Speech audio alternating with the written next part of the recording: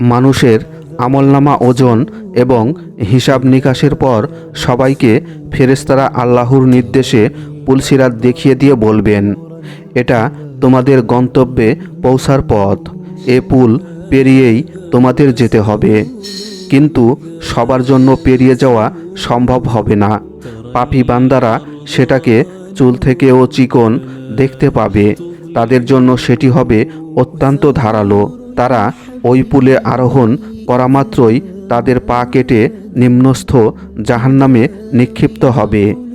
আর নেককারদের জন্য হবে সুপ্রশস্ত সুগম পথ। তারা তাদের নেকির তারতম্য অনুযায়ী গতিতে জান্নাতে পৌঁছে যাবে।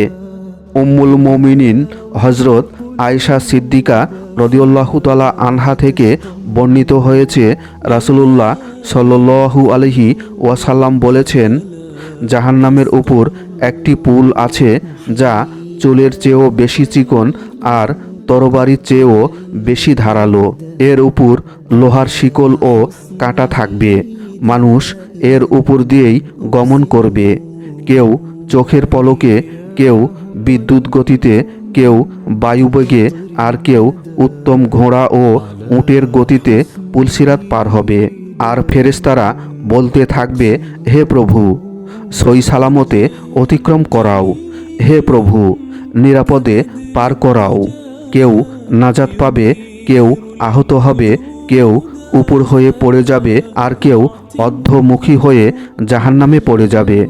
মুসনাদে আহমদ হাদিস নং ২৪,৮৪৭।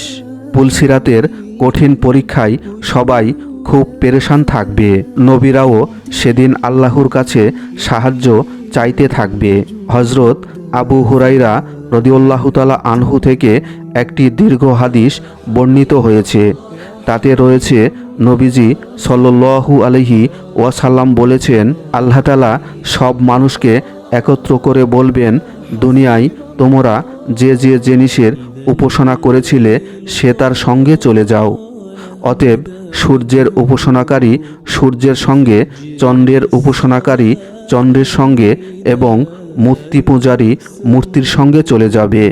অবশিষ্ট থাকবে এই উম্মতের লোকেরা, তাদের মধ্যে মুনাফিকরাও থাকবে। তখন জাহান্নামের উপর পুলসিরাত স্থাপন করা হবে। সেদিন সর্বপ্রথম আমি সেই পুলসিরাত অতিক্রম করব। আর সেদিন সব রাসূলের দোয়া হবে, হে আল্লাহ, রক্ষা করো, রক্ষা করো। বুখারী ৬২০৪, মুসলিম ১৯৫। পুলসিরাত হচ্ছে জান্নাতে যাওয়ার পথে চূড়ান্ত পরীক্ষা। জাহান্নামীদের জন্য হাসরের মাঠ থেকে সরাসরি জাহান্নামের পথে নিয়ে যাওয়া হবে।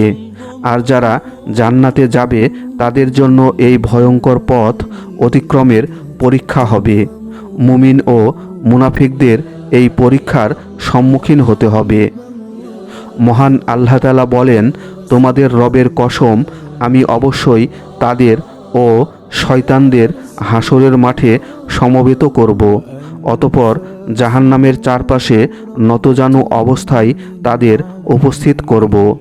তারপর প্রত্যেক দল থেকে পরম করুণাময়ের বিরুদ্ধে সবচেয়ে বেশি অবাধ্যকে আমি টেনে বের করবই।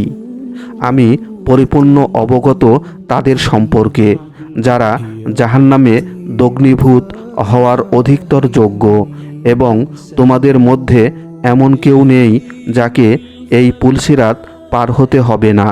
এটা তোমাদের প্রতিপালকের অবধারিত ফয়সালা। সেদিন আমি তাকওয়া অবলম্বনকারীদের নাজাত দেব, আর জালেমদের আমি সেখানে রেখে দেব নতজানু অবস্থায়। সূরা মারিয়ম আয়াত ৬৮-৭২। হাসরের ময়দানে জান্নাত ও জাহান্নাম হাজির করা হবে। জাহান্নামের উপর স্থাপন করা হবে পুলসিরাত। এর শেষ প্রান্তে থাকবে জান্নাত। এটি হাসরের ময়দান থেকে জান্নাত পর্যন্ত বিস্তৃত থাকবে। হজরত আবু সাঈদ খুদরি রাদিয়াল্লাহু তাআলা আনহু বর্ণনা করেন, পুলসিরাত সম্পর্কে আল্লাহর দিদার ও সিরাতের বর্ণনায় এসেছে, অতঃপর পুলসিরাতকে এনে জাহান্নামের উপর রাখা হবে। আমরা বললাম, হে আল্লাহর রাসূল, পুলসিরাত কি? তিনি বললেন, পুলসিরাত বড় পিচ্ছিল হবে, তার উপর আকশি ও আকড়া থাকবে, আরও থাকবে প্রশস্ত কাটালো, যার কাটাগুলো হবে বাঁকানো। এ ধরনের গাছ নাজদ এলাকায় হয়, যাকে সাদান তথা কাঁটাদার গাছ বলা হয়। মুমিন তার পুলসিরাতের উপর দিয়ে চোখের পলকে বিদ্যুতের ন্যায় বাতাসের মতো ও উন্নত মানের দ্রুতগামী ঘোড়ার মতো দৌড়ে পার হয়ে যাবে। কিছু নিরাপদে নাজাত প্রাপ্ত হবে, আবার কেউ আঁচড় খেয়ে নাজাত পাবে, আর কেউ খামচি খেয়ে জাহান্নামে পতিত হবে। বুখারী ও মুসলিম। ইমাম গাজ্জালি রহমতুল্লাহি আলাহি বলেছেন, পুলসিরাত হলো জাহান্নামের উপর প্রলম্বিত সেতু, যা তরোয়ালের চেয়ে ধারালো হবে এবং চুলের চেয়েও সূক্ষ্ম হবে। কাফির ও পাপাচারীরা সেখানে পদস্থলিত হয়ে নিচে পতিত হবে। সেখানে জাহান্নাম অবস্থিত থাকবে, আর মহান আল্লাহ ইমানদারদের পা সুদৃঢ় রাখবেন, ফলে তারা চিরস্থায়ী নিবাসে পৌঁছে যাবে। কাওয়াইদুল আকাইদ। ইমাম আশআরি রহমতুল্লাহি আলাইহি বলেন, পুলসিরাত হলো জাহান্নামের উপর স্থাপন করা দীর্ঘ সেতু। মানুষ তার আমল অনুযায়ী তা পার হবে। মানুষের আমল ভেদে পুলসিরাত পার হওয়ার সময় চলার গতির ক্ষেত্রেও তারতম্য হবে। শুধুমাত্র মুমিনগণই একমাত্র পুলসিরাত পার হতে পারবেন, আর কাফের ও মুশরিকদের প্রত্যেকটি দল দুনিয়ায় যেসব মূর্তি ও শয়তান ইত্যাদি বাতিল উপাস্যের আনুগত্য ও এবাদত করত, সেসব উপাস্য ও নেতাদের সঙ্গে জাহান্নামের আগুনে নিক্ষিপ্ত হবে। এ সম্পর্কে কুরআনুল কারিমে মহান আল্লাহ তাআলা ঘোষণা করেন, তোমাদের মধ্যে এমন কেউ নেই যে তথায় পৌঁছবে না। এটা আপনার রবের সুনিশ্চিত সিদ্ধান্ত।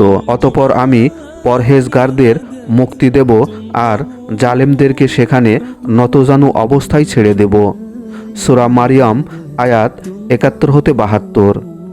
এ আয়াতের আলোকে একথা সুস্পষ্ট যে প্রত্যেক মানুষকেই জান্নাতে যাওয়ার জন্য এ অন্ধকারাচ্ছন্ন ভয়াবহ পথ পুলসিরাত অতিক্রম করতে হবে, কারণ সেটাই হবে জান্নাতে পৌঁছানোর একমাত্র পথ। প্রত্যেক মানুষকেই এ পুল অতিক্রম করার পরীক্ষায় সম্মুখীন হবেন। যারা বিনা বাধায় তা অতিক্রম করতে পারবে তারাই সফল, কেননা পুলসিরাতের পরই জান্নাতের অবস্থান। আল্লাহ তাআলা পুলসিরাত অতিক্রমে মুত্তাকিদের মুক্তি দেবেন, আর যারা সীমা লঙ্ঘনকারী অত্যাচারী তাদের অসহায় অবস্থায় ছেড়ে দিবেন। অতঃপর বাকি থাকবে যারা প্রকাশ্যভাবে আল্লাহর এবাদত করত, চাইতাতে তারা সত্য হোক বা মুনাফেক কপট হোক। এদের জন্য জাহান্নামের উপর পুলসিরাত রাখা হবে, আর মুনাফেকদের সেজদা করা মনে রাখতে হবে।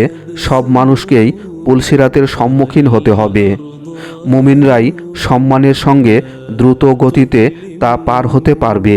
তারপর পর্যায়ক্রমে কর্ম অনুযায়ী পুলসিরাত পার হবে, আর যারা অবাধ্য অবিশ্বাসী তারা পুলসিরাত পার হতে পারবে না, তারাই হবে জান্নাত থেকে বঞ্চিত।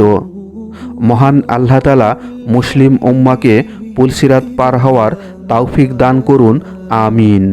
মুত্তাকি বান্দা হিসাবে নিজেকে তৈরি করার তৌফিক দান করুন, আমিন।